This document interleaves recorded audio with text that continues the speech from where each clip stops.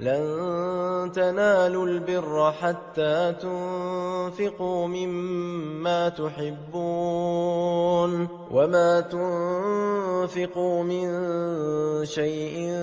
فإن الله به عليم. كل الطعام كان حلا لبني إسرائيل إلا ما حرم إسرائيل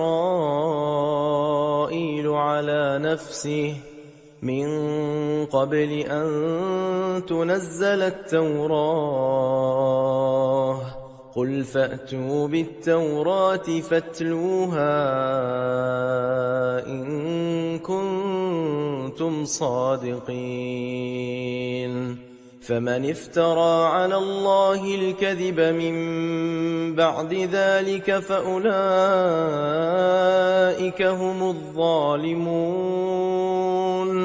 قل صدق الله فاتبعوا ملة إبراهيم حنيفا وما كان من المشركين. إن أول بيت وضع للناس للذي ببكة مباركا وهدى للعالمين فيه آيات بينات مقام إبراهيم ومن دخله كان آمنا ولله على الناس حج البيت من استطاع إليه سبيلا ومن كفر فإن الله غني عن العالمين. قل يا أهل الكتاب لم تكفرون بآيات الله والله شهيد على ما تعملون. قل يا أهل الكتاب لم تصدون عن سبيل الله من آمن تبغونها عوجا وأنتم شهداء وما الله بغافل عما تعملون. يا أيها الذين آمنوا إن تطيعوا فريقا من الذين أوتوا الكتاب يردوكم بعد إيمانكم كافرين. وكيف تكفرون وأنتم تتلى عليكم آيات الله وفيكم رسوله ومن يعتصم بالله فقد هدي إلى صراط مستقيم. يا أيها الذين آمنوا اتقوا الله حق تقاته ولا تموتن إلا وأنتم مسلمون. واعتصموا بحبل الله جميعا ولا تفرقوا واذكروا نعمة الله عليكم إذ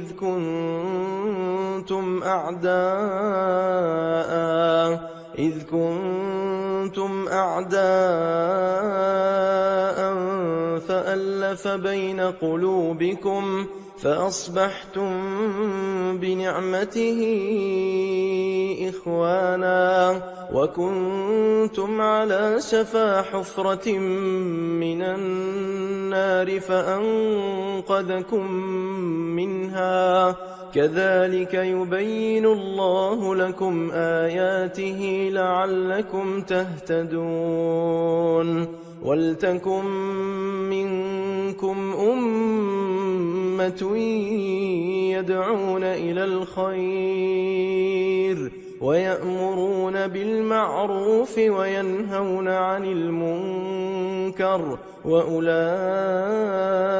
هم المفلحون.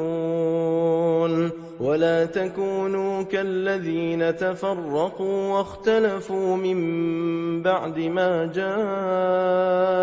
البينات وأولئك لهم عذاب عظيم. يوم تبيض وجوه وتسود وجوه،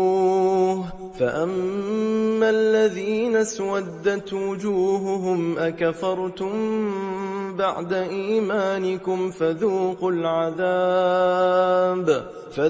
العذاب بما كنتم تكفرون. وأما الذين ابيضت وجوههم ففي رحمة الله هم فيها خالدون. تلك آيات الله نتلوها عليك بالحق، وما الله يريد ظلما للعالمين. ولله ما في السماوات وما في الأرض، وإلى الله ترجع الأمور. كنتم خير أمة أخرجت للناس تأمرون بالمعروف وتنهون عن المنكر وتؤمنون بالله. ولو آمن أهل الكتاب لكان خيرا لهم، منهم المؤمنون وأكثرهم الفاسقون. لن يضروكم إلا أذى، وإن يقاتلوكم يولوكم الأدبار ثم لا ينصرون. ضربت عليهم الذلة أينما ثقفوا إلا بحبل من الله وحبل من الناس، وباءوا بغضب من الله وضربت عليهم المسكنة. ذلك بأنهم كانوا يكفرون بآيات الله ويقتلون الأنبياء بغير حق. ذلك بما عصوا وكانوا يعتدون. ليسوا سواء من أهل الكتاب أمة قائمة يتلون آيات الله آناء الليل وهم يسجدون، يؤمنون بالله واليوم الآخر ويأمرون بالمعروف وينهون عن المنكر ويسارعون في الخيرات، وأولئك من الصالحين. وما يفعلوا من خير فلن يكفروه، والله عليم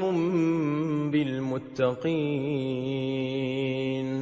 إن الذين كفروا لن تغني عنهم أموالهم ولا أولادهم من الله شيئا، وأولئك أصحاب النار هم فيها خالدون. مثل ما ينفقون في هذه الحياة الدنيا كمثل ريح فيها صر أصابت حرث قوم ظلموا أنفسهم فأهلكته، وما ظلمهم الله ولكن أنفسهم يظلمون. يا أيها الذين آمنوا لا تتخذوا بطانة من دونكم لا يألونكم خبالا ودوا ما عنتم قد بدت البغضاء من أفواههم وما تخفي صدورهم أكبر قد بينا لكم الآيات إن كنتم تعقلون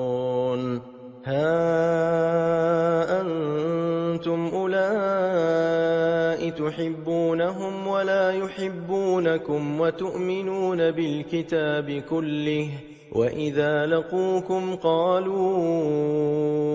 آمنا وإذا خلوا عضوا عليكم الأنامل من الغيظ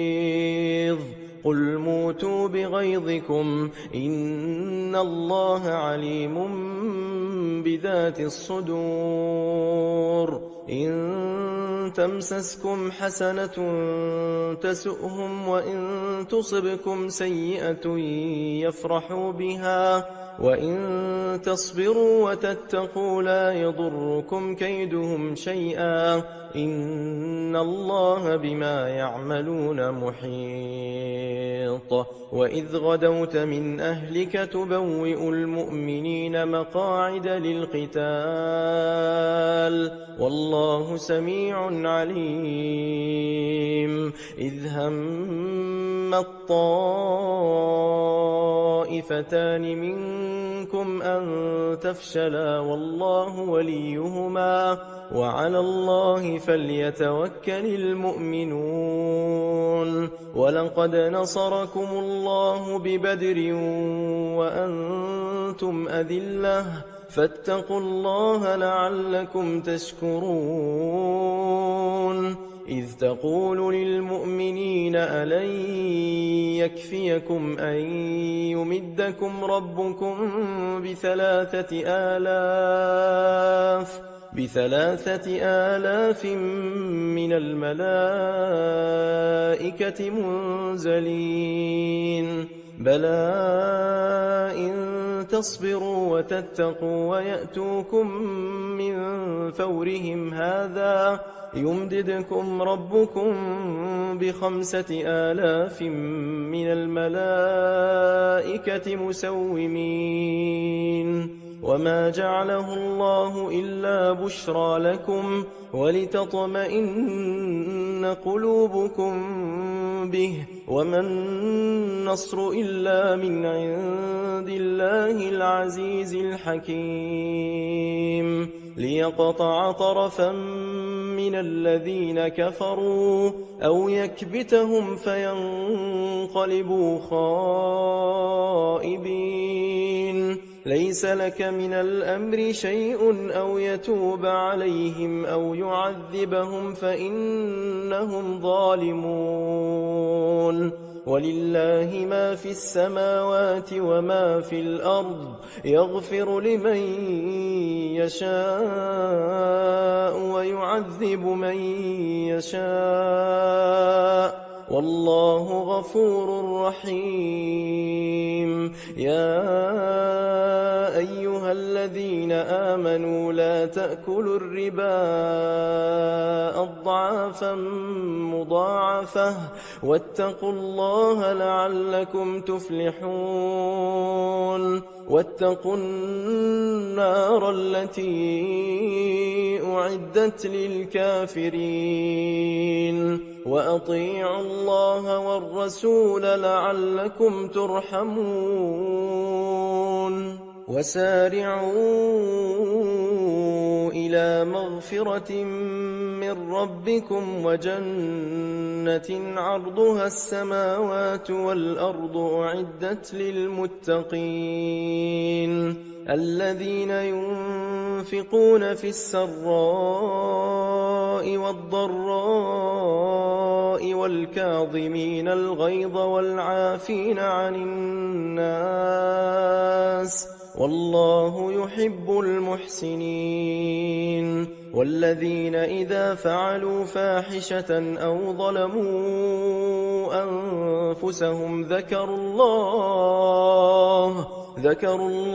فاستغفروا لذنوبهم ومن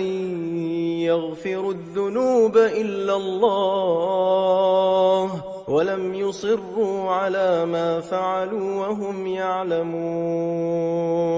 أولئك جزاؤهم مغفرة من ربهم وجنات تجري من تحتها الأنهار خالدين فيها ونعم أجر العاملين. قد خلت من قبلكم سنن فسيروا في الأرض فانظروا كيف كان عاقبة المكذبين. هذا بيان للناس وهدى وموعظة للمتقين. ولا تهنوا ولا تحزنوا وأنتم الأعلون إن كنتم مؤمنين. إن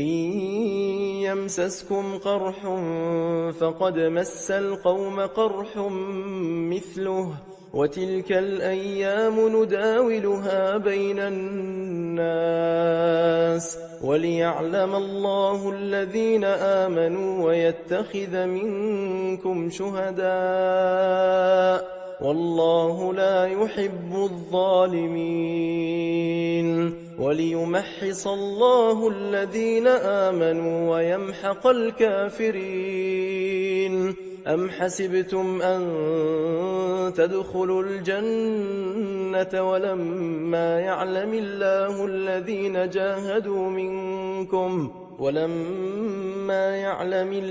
الذين جاهدوا منكم ويعلم الصابرين. ولقد كنتم تمنون الموت من قبل أن تلقوه فقد رأيتموه وأنتم تنظرون. وما محمد إلا رسول قد خلت من قبله الرسل أفإن مات أو قتلا انقلبتم على أعقابكم ومن ينقلب على عقبيه فلن يضر الله شيئا وسيجزي الله الشاكرين. وما كان لنفس أن تموت إلا بإذن الله كتابا مؤجلا ومن يرد ثواب الدنيا نؤته منها ومن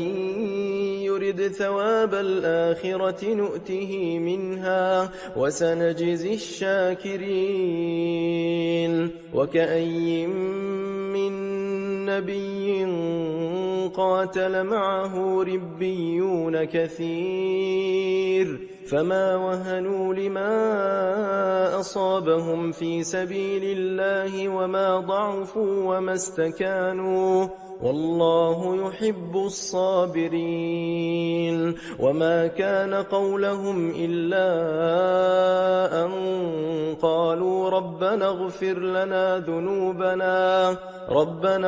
لنا ذنوبنا وإسرافنا في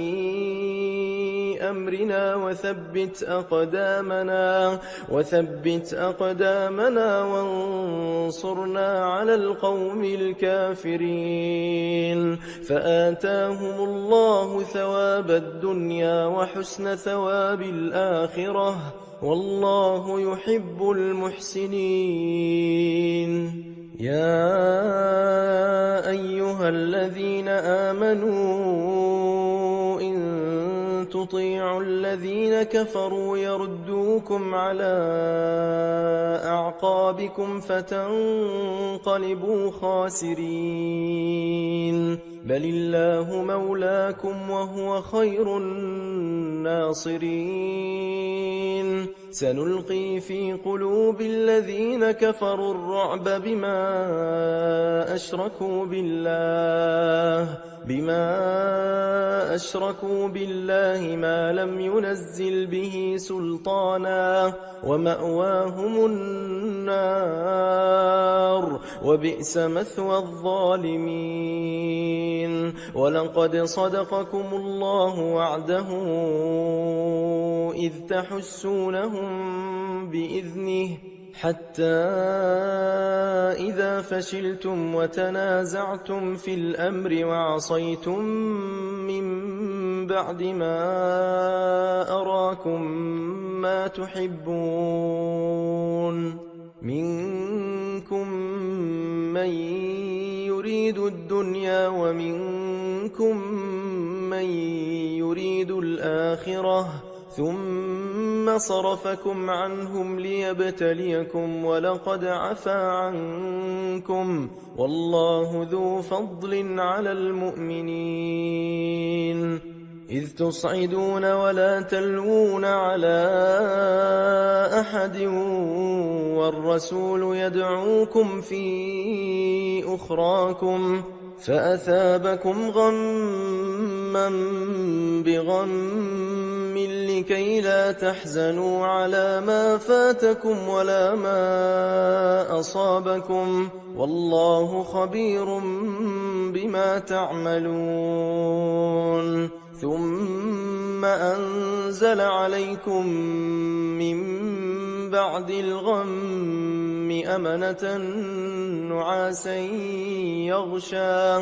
يغشى طائفة منكم وطائفة قد أهمتهم أنفسهم يظنون بالله غير الحق ظن الجاهلية يقولون هل لنا من الأمر من شيء قل إن الأمر كله لله يخفون في أنفسهم ما لا يبدون لك يقولون لو كان لنا من الأمر شيء ما قتلنا هاهنا قل لو كنتم في بيوتكم لبرز الذين كتب عليهم القتل إلى مضاجعهم وليبتلي الله ما في صدوركم وليمحص ما في قلوبكم والله عليم بذات الصدور إن الذين تولوا منكم يوم التقى الجمعان إنما استزلهم الشيطان ببعض ما كسبوا ولقد عفى الله عنهم إن الله غفور حليم يا أيها الذين آمنوا لا تكونوا كالذين كفروا وقالوا لإخوانهم إذا ضربوا في الأرض أو كانوا غزا لو كانوا عندنا ما ماتوا وما قتلوا ليجعل الله ذلك حسرة في قلوبهم والله يحيي ويميت والله بما تعملون بصير ولئن قتلتم في سبيل الله أو متم لمغفرة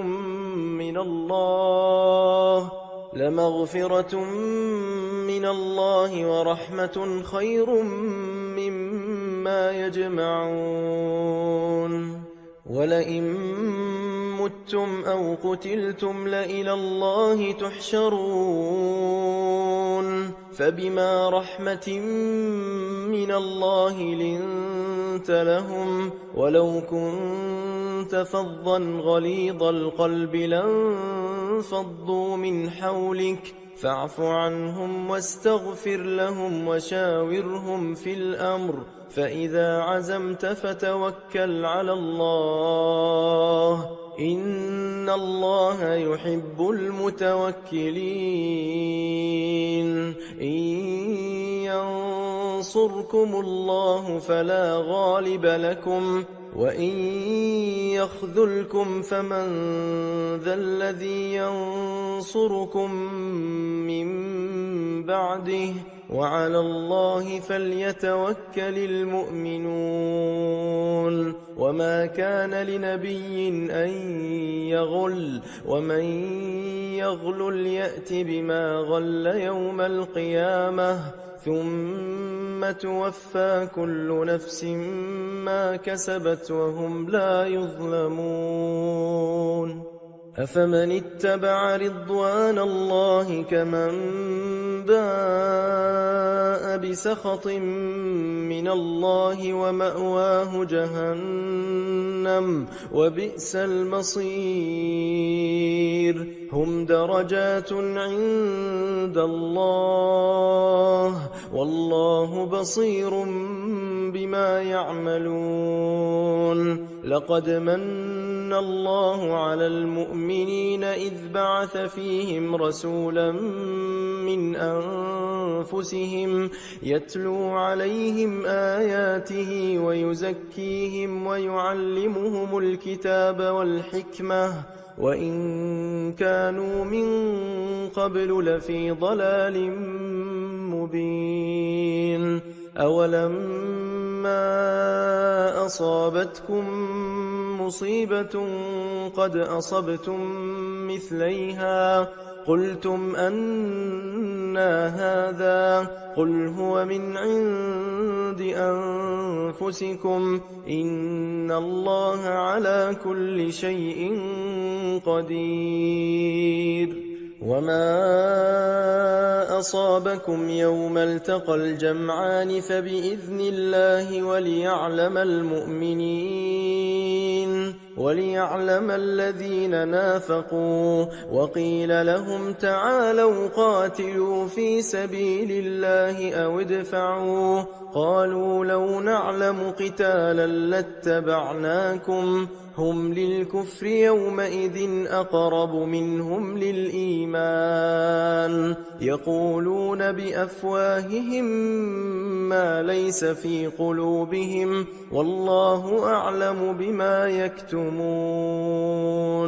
الذين قالوا لإخوانهم وقعدوا لو أطاعونا ما قتلوا قل فادرءوا عن أنفسكم الموت إن كنتم صادقين ولا تحسبن الذين قتلوا في سبيل الله أمواتا بل أحياء عند ربهم يرزقون فرحين بما آتاهم الله من فضله ويستبشرون بالذين لم يلحقوا بهم من خلفهم ألا خوف عليهم ولا هم يحزنون يستبشرون بنعمة من الله وفضل وأن الله لا يضيع أجر المؤمنين الذين استجابوا لله والرسول من بعد ما أصابهم القرح للذين أحسنوا منهم واتقوا أجر عظيم الذين قال لهم الناس إن الناس قد جمعوا لكم فاخشوهم فزادهم إيمانا وقالوا حسبنا الله ونعم الوكيل فانقلبوا بنعمة من الله وفضل لم يمسسهم سوء واتبعوا رضوان الله والله ذو فضل عظيم إنما ذلكم الشيطان يخوف أولياءه فلا تخافوهم وخافون إن كنتم مؤمنين ولا يحزنك الذين يسارعون في الكفر إنهم لن يضروا الله شيئا يريد الله ألا يجعل لهم حظا في الآخرة ولهم عذاب عظيم إن الذين اشتروا الكفر بالإيمان لن يضروا الله شيئا ولهم عذاب أليم ولا يحسبن الذين كفروا أنما نملي لهم خير لأنفسهم إنما نملي لهم ليزدادوا إثما ولهم عذاب مهين ما كان الله ليذر المؤمنين على ما أنتم عليه حتى يميز الخبيث من الطيب وما كان الله ليطلعكم على الغيب ولكن الله يجتبي من رسله من يشاء فآمنوا بالله ورسله وإن تؤمنوا وتتقوا فلكم أجر عظيم ولا يحسبن الذين يبخلون بما آتاهم الله من فضله هو خيرا لهم بل هو شر لهم سيطوقون ما بخلوا به يوم القيامة ولله ميراث السماوات والأرض والله بما تعملون خبير لقد سمع الله قول الذين قالوا إن الله فقير ونحن أغنياء سنكتب ما قالوا وقتلهم الأنبياء بغير حق ونقول ذوقوا عذاب الحريق ذلك بما قدمت أيديكم وأن الله ليس بظلام للعبيد الذين قالوا إن الله عهد إلينا ألا نؤمن لرسول حتى يأتينا بقربان تأكله النار قل قد جاءكم رسل من قبلي بالبينات وبالذي قلتم فلم قتلتموهم إن كنتم صادقين فإن كذبوك فقد كذب رسل من قبلك جاءوا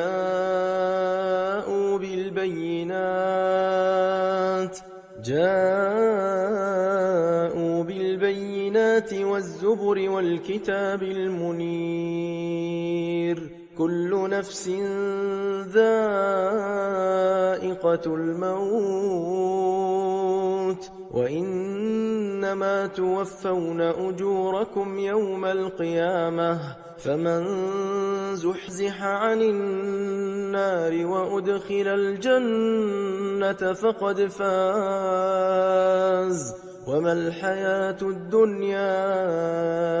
إلا متاع الغرور لتبلون في أموالكم وأنفسكم ولتسمعن من الذين أوتوا الكتاب من قبلكم ومن الذين أشركوا أذى كثيرا وإن تصبروا وتتقوا فإن ذلك من عزم الأمور وإذ أخذ الله ميثاق الذين أوتوا الكتاب لتبيننه للناس ولا تكتمونه فنبذوه وراء ظهورهم واشتروا به ثمنا قليلا فبئس ما يشترون لا تحسبن الذين يفرحون بما أتوا ويحبون أن يحمدوا بما لم يفعلوا فلا تحسبنهم بمفازة من العذاب ولهم عذاب أليم. ولله ملك السماوات والأرض والله على كل شيء قدير. إن في خلق السماوات والأرض واختلاف الليل والنهار لآيات لأولي الألباب الذين يذكرون الله قياما وقعودا وعلى جنوبهم ويتفكرون في خلق السماوات والأرض ربنا ما خلقت هذا باطلا سبحانك فقنا عذاب النار. ربنا إنك من تدخل النار فقد أخزيته وما للظالمين من أنصار. ربنا إننا سمعنا مناديا ينادي للإيمان أن آمنوا بربكم فآمنا. ربنا فاغفر لنا ذنوبنا وكفر عنا سيئاتنا وتوفنا مع الأبرار. ربنا وآتنا ما وعدتنا على رسلك ولا تخزنا يوم القيامة إنك لا تخلف الميعاد. فاستجاب لهم ربهم أني لا أضيع عمل عامل منكم من ذكر أو أنثى بعضكم من بعض فالذين هاجروا وأخرجوا من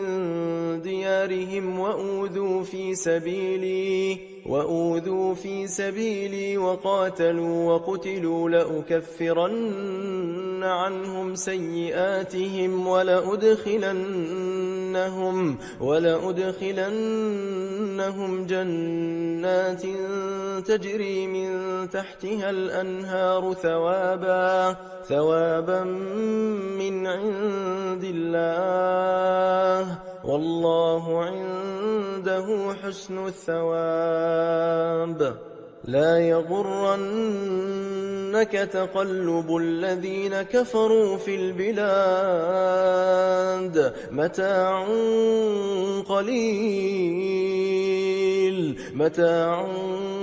قليل ثم مأواهم جهنم وبئس المهاد. لكن الذين اتقوا ربهم لهم جنات تجري من تحتها الأنهار خالدين فيها نزلا من عند الله وما عند الله خير للأبرار. وإن من أهل الكتاب لمن يؤمن بالله وما أنزل إليكم وما أنزل إليهم خاشعين لله لا يشترون بآيات الله ثمنا قليلا أولئك لهم أجرهم عند ربهم إن الله سريع الحساب. يا أيها الذين آمنوا اصبروا وصابروا ورابطوا واتقوا الله لعلكم تفلحون. بسم الله الرحمن الرحيم. يا أيها الناس اتقوا ربكم الذي خلقكم من نفس واحدة وخلق منها زوجها وبث منهما رجالا كثيرا ونساء واتقوا الله الذي تساءلون به والأرحام إن الله كان عليكم رقيبا وآتوا اليتامى أموالهم ولا تتبدلوا الخبيث بالطيب ولا تأكلوا أموالهم إلى أموالكم إنه كان حوبا كبيرا وإن خفتم ألا تقسطوا في اليتامى فانكحوا ما طاب لكم من النساء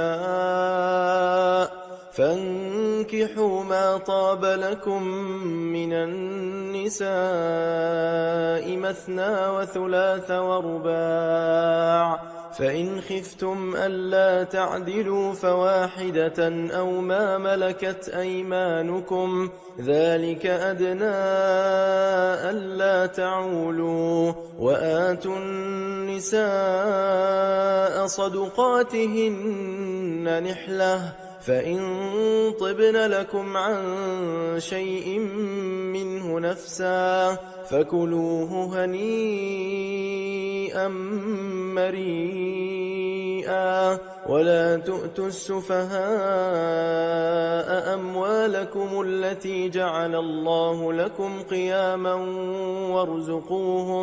وارزقوهم فيها واكسوهم وقولوا لهم قولا معروفا وابتلوا اليتامى حتى إذا بلغوا النكاح فإن آنستم منهم رشدا فادفعوا إليهم أموالهم ولا تأكلوها إسرافا وبدارا أن يكبروا ومن كان غنيا فليستعفف ومن كان فقيرا فليأكل بالمعروف فإذا دفعتم إليهم أموالهم فأشهدوا عليهم وكفى بالله حسيبا للرجال نصيب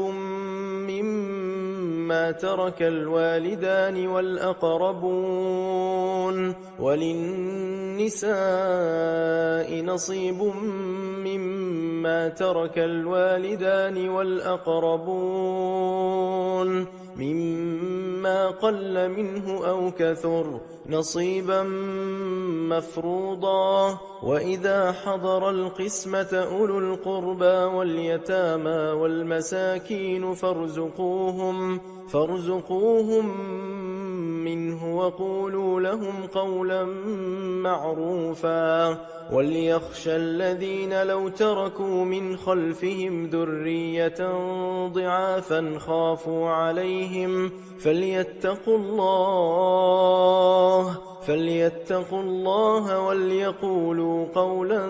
سديدا إن الذين يأكلون أموال اليتامى ظلما إنما يأكلون في بطونهم نارا وسيصلون سعيرا يوصيكم الله في أولادكم للذكر مثل حظ الأنثيين فإن كن نساء فوق 2 فلهن ثلثا ما ترك وإن كانت واحدة فلها النصف ولأبويه لكل واحد منهما السدس مما ترك إن كان له ولد فإن لم يكن له ولد وورثه أبواه فلأمه الثلث فإن كان له إخوة فلأمه السدس من بعد وصية يوصي بها أو دين آباؤكم وأبناؤكم لا تدرون أيهم أقرب لكم نفعا فريضة من الله إن الله كان عليما حكيما ولكم نصف ما ترك أزواجكم إن لم يكن لهن ولد، فإن كان لهن ولد فلكم الربع مما تركن من بعد وصية يوصين بها أو دين، ولهن الربع مما تركتم إن لم يكن لكم ولد، فإن كان لكم ولد فلهن الثمن مما تركتم من بعد وصية توصون بها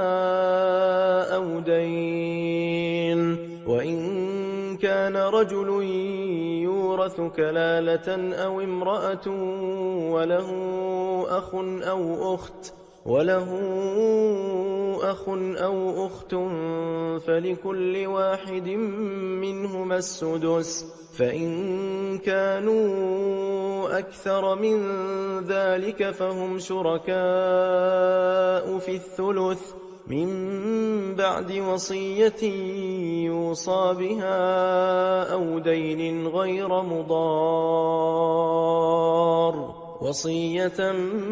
من الله، والله عليم حليم. تلك حدود الله، ومن يطع الله ورسوله يدخله جنات تجري من تحتها الأنهار خالدين فيها، وذلك الفوز العظيم. ومن يعص الله ورسوله ويتعد حدوده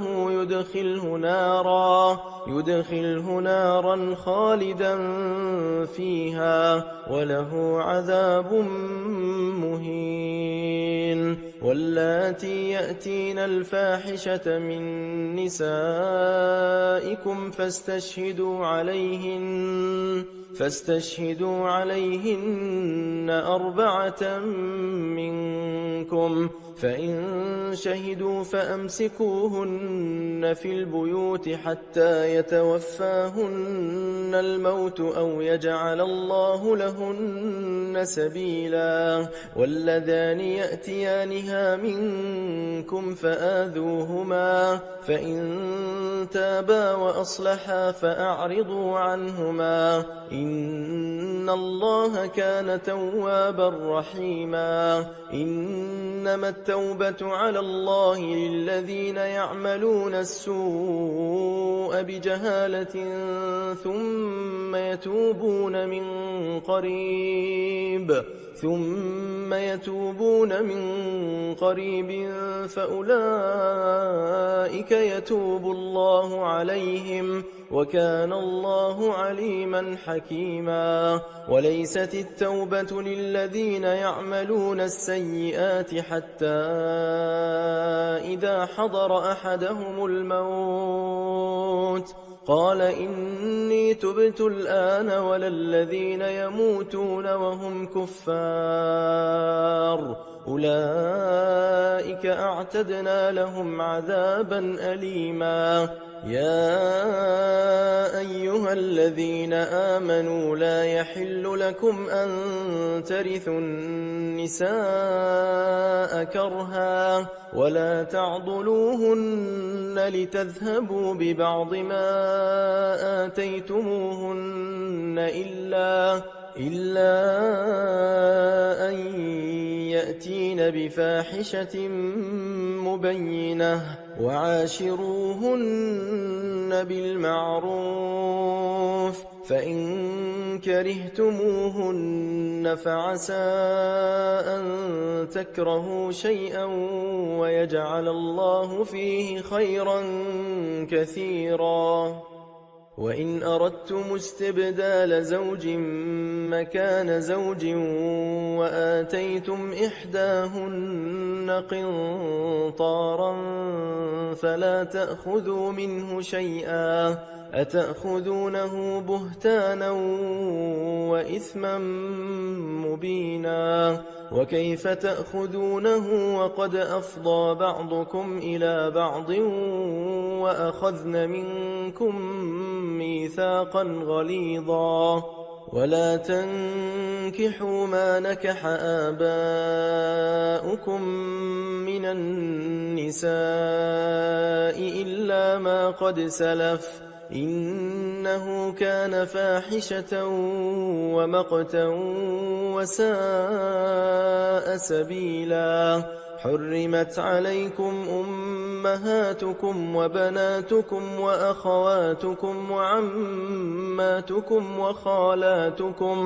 وخالاتكم وبنات الأخ وبنات الأخت وأمهاتكم اللاتي أرضعنكم وأخواتكم من الرضاعة وأمهات نسائكم وربائبكم اللاتي في حجوركم من نسائكم اللاتي دخلتم بهن فإن لم تكونوا دخلتم بهن فلا جناح عليكم وحلائل أبنائكم الذين من أصلابكم وأن تجمعوا بين الأختين إلا ما قد سلف إن الله كان غفورا رحيما